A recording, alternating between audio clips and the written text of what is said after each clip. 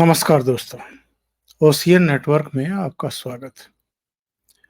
ऐसे समय जबकि बिल्कुल कुछ ही कदम की दूरी पर लोकसभा चुनाव थे और अरविंद केजरीवाल पर भी ईडी का शिकंजा कसता जा रहा था, तब पंजाब से कुछ तथाकथित किसान यूनियनों के नेताओं ने शंभू बॉर्डर के जरिए हरियाणा में प्रवेश करके खनौरी बॉर्डर, डबवाली बॉर्डर यानी अलग-अलग हिस्सों से हरियाणा में प्रवेश करके फिर से दिल्ली की नाक में दम करने का प्लान बनाया था।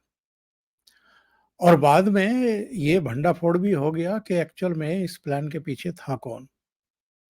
इस प्लान के पीछे कांग्रेस भी थी, यानी राहुल गांधी भी थे, जो नंबर 2 भारत जोड़ो न्याय यात्रा पर निकले हुए थे और जिस यात्रा का समापन वैसे तो मुंबई में होने वाला था, लेकिन उसके बाद उनका एक सपना था कि जब वो दिल्ली पहुंचे तो ये जो पंजाब के कथित किसान हैं, इनकी मोर्चाबंदी तब तक दिल्ली में लग जाए, इनके लिए मंच तैयार मिले और फिर ये यहीं दिल्ली में ही मोदी सरकार जहां बैठती है, उसकी नाक के नीचे उनको किसानों की बदहाली को लेकर लेकर के ललकारना शुरू करें। और मीडिया में तो इनके अभी तक भी शुभचिंतक हैं ही, तो राष्ट्रीय और अंतर्राष्ट्रीय स्तर पर एक एक माहौल बनाया जाए मोदी सरकार के खिलाफ, ताकि किसानों को भड़काया जा सके। लेकिन वो सब हो ना सका और उससे पहले ही जो इनकी प्लानिंग थी, उसकी हवा निकाल करके रख दी मोदी सरकार ने हरियाणा सरकार के जरिए।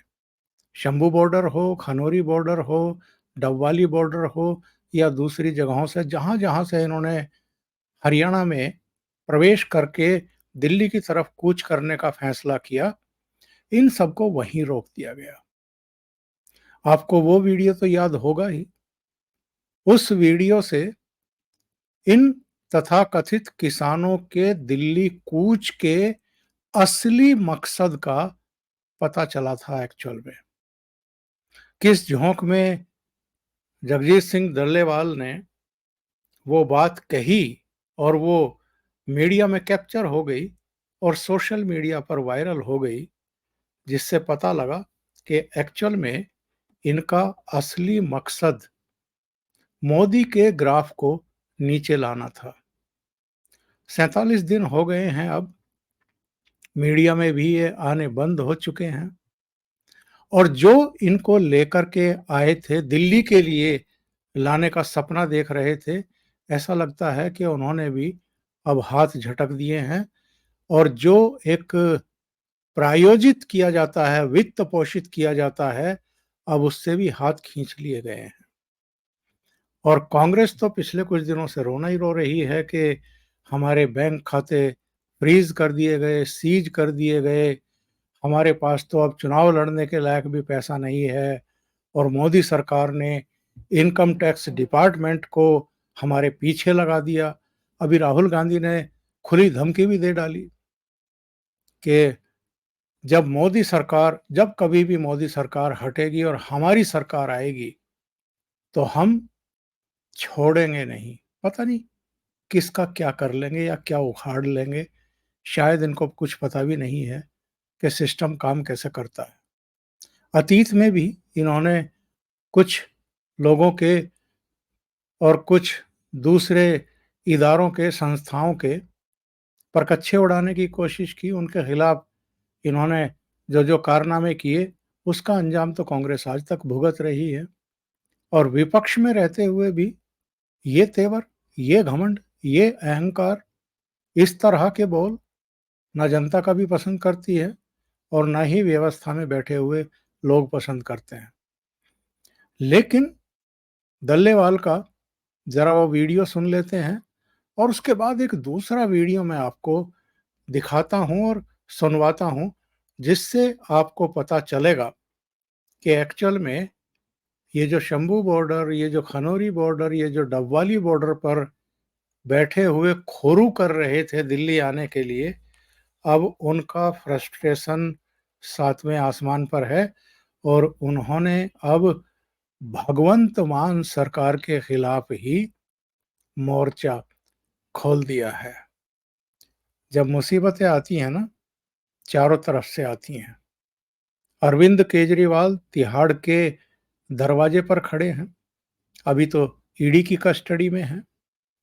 इसके अलावा इनकी पार्टी के, इनकी सरकार के दूसरे मंत्रियों पर भी शिकंजा कसा जा चुका है। कैलाश गहलोत को ईडी एक दिन पहले बुला करके 5 घंटे की पूछताछ कर ही चुकी है। विजय नायर उनको अलॉट की गई कोठी में कैसे रह रहे हैं और वो क्यों नहीं रह रहे हैं, इन सवालों के, इन कठिन सवालों के जवाब भी उन्हें देने पड़े हैं। आतिशी के बारे में भी सुन रहे हैं कि आतिशी को भी तलब किए जाने की तैयारियां ईडी कर रही है। तो इनकी मुसीबतें केवल दिल्ली में नहीं बढ़ रही हैं, अब तो पंजाब सरकार में भी मुश्किलें शुरू हो चुकी हैं। और जो पंढेर, सरवन सिंह पंढेर को ये मोहरा बना करके लाए थे मोदी सरकार का ग्राफ नीचे लाने के लिए और जगदीश सिंह डल्लेवाल को लेकर के आए थे, अब उन्होंने भगवंत मान सरकार के खिलाफ ही मोर्चा खोल दिया है। वो भी मैं आपको बताऊंगा, लेकिन पहले जरा डल्लेवाल का वो बयान याद कर लें। उन्होंने क्या कहा था मोदी सरकार के बारे में? बहुत ਮੰਦਰ ਦੇ ਕਰਕੇ ਉੱਪਰ ਚੜ ਗਿਆ ਉਹ ਨੁਕਸਾਨ ਉਹ ਇਹਦਾ ਗ੍ਰਾਫ ਡਾਊਨ ਕਿਵੇਂ ਆ ਸਕਦਾ ਹੈ। ਮੈਂ ਬਹੁਤ ਵਾਰੀ ਜਦੋਂ ਮੈਂ ਪਿੰਡਾਂ ਦੇ ਵਿੱਚ ਤਿਆਰੀਆਂ ਕਰਾਉਂਦਾ ਫਿਰਦਾ ਸੀ, ਬਹੁਤ ਵਾਰੀ ਲੋਕਾਂ ਨੂੰ ਇਹ ਕਹਿੰਦਾ ਸੀ ਕਿ ਮੌਕਾ ਬੜਾ ਥੋੜਾ ਹੈ, ਗ੍ਰਾਫ ਉਹਦਾ ਬੜਾ ਉੱਚਾ ਚੜਿਆ ਹੋਇਆ, ਦਿਨ ਸਾਡੇ ਕੋਲੇ ਥੋੜੇ ਆ, ਕੀ ਅਸੀਂ ਇਹਨੇ ਥੋੜੇ ਦਿਨਾਂ ਦੇ ਵਿੱਚ ਗ੍ਰਾਫ ਇਹਦਾ ਡਾਊਨ ਕਰ ਲਾਂਗੇ। यानी लोकसभा चुनाव में दिन बहुत कम है, मौका बहुत कम है, दिन थोड़े हैं और ग्राफ को नीचे लाना है। इस इरादे के साथ ये लोग लाए जा रहे थे, लेकिन हुआ क्या है जरा सुन लीजिए। सरवन सिंह पंढेर ने भगवंत मान सरकार की अर्थी जलाई है। क्यों जलाई है, सुन लेते हैं। आज गोल्डन गेट में किसान मजदूर संघर्ष कमेटी पंजाब भगवंत मान सरकार की आप देख सकते हैं अर्थी जला रही है। आपकी समझ में आ गया? ये आड़तियों की लड़ाई लड़ रहे थे वो 13 महीने के आंदोलन के दौरान भी, और आज ये पंढेर आड़तियों को ही आह्वान कर रहा है कि कमर कस के लड़ाई के लिए तैयार हो जाइए, क्योंकि भगवंत मान सरकार ने करीब करीब 25 मार्केट कमेटियों को भंग कर दिया है और कारपोरेट के हाथों में खरीद फरोख्त का काम दे दिया है। कितनी चालबाजी दिखाई थी उस समय कांग्रेस ने, वामपंथियों ने, आम आदमी पार्टी की सरकार ने, खुद केजरीवाल।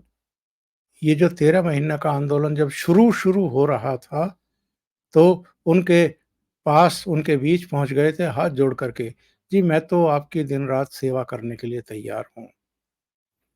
और उस आंदोलन का ही नतीजा था कि पंजाब में खालिस्तानियों के सहयोग से, इन लोगों के सहयोग से अरविंद केजरीवाल वहां भी आम आदमी पार्टी की सरकार बनाने में कामयाब हो गए, भगवंत मान को चीफ मिनिस्टर बना दिया।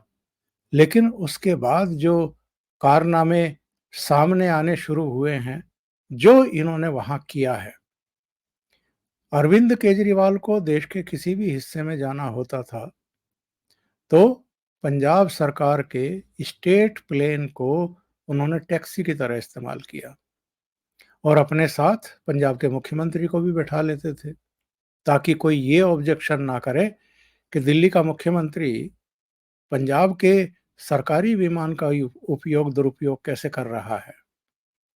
और अब जिनको ये मोदी सरकार को नीचा दिखाने के लिए या बदनाम करने के लिए या किसानों के मुद्दे पर उनकी छवि खराब करने के लिए लेकर के आए थे, वो तो अब भगवंत मान सरकार की अर्थियां फूंकने में लगे हुए हैं और उनके खिलाफ मोर्चेबंदी करनी शुरू कर दी है। एक कहावत है ना पुरानी, दूसरों के लिए जब आप गड्ढा या कुआं खोदते हैं तो उसमें खुद के भी गिरने की बहुत आशंकाएं होती हैं और वही हम होते हुए इस समय देख रहे हैं। अभी के लिए इतना ही। बहुत बहुत धन्यवाद। अगर आपको ये चैनल और इसके कंटेंट पसंद आ रहे हैं तो लाइक करें, कमेंट करें, वीडियो को शेयर भी करें। अभी तक अगर आपने ये चैनल सब्सक्राइब नहीं किया है तो सब्सक्राइब कर लें और साथ में लगे बेल आइकॉन को दबाना ना भूलें, ताकि आगे आने वाले वीडियो और उनके नोटिफिकेशन आप तक पहुंचते रहें। बहुत बहुत धन्यवाद। नमस्कार।